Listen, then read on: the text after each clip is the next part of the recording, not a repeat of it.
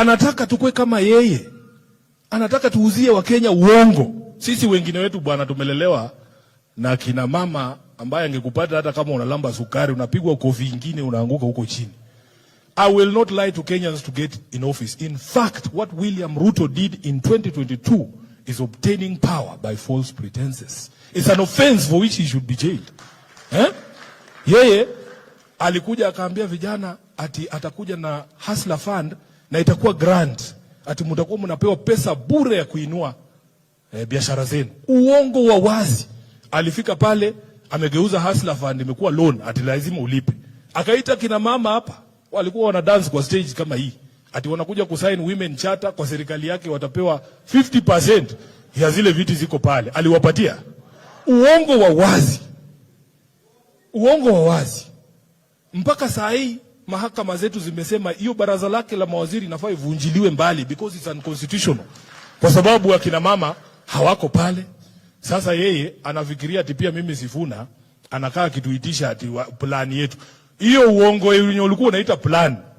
Hiyo uongo ndio ulikuwa unaita plan. Ndio imetuingiza kwa heshima. Sisi tunakuambia one term. Term ni moja. Term ni moja, hatutaki maneno mingi. Anasimama anasema ati Sifuna anapewa pesa na Uhuru. Alafu ngoja tu. Saila anaulizwa Mheshimiwa Rais, una ushahidi gani kwamba hawa watu walinda mwananchi wanapewa pesa na Mheshimiwa Uhuru Kenyatta? Anasema hata yeye alisoma kwa gazeti. Shenzi sana huyu mtu.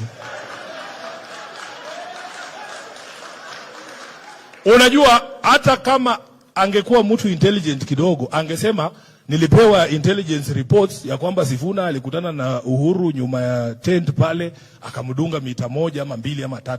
Unatuambia gazeti na at the very same time ile headline ya gazeti ndio anachukia kabisa. Wakati ile headline ya gazeti ilituambia SHA imepoteza bilioni 10. Si alisema ni ukora? Si alisema ni uongo? Wakati headlines za gazeti zinatuambia ya kwamba pesa zinaibiwa ndani ya serikali yake, anasema hiyo ni porojo, anasema hiyo ni fake news. Lakini hii moja hii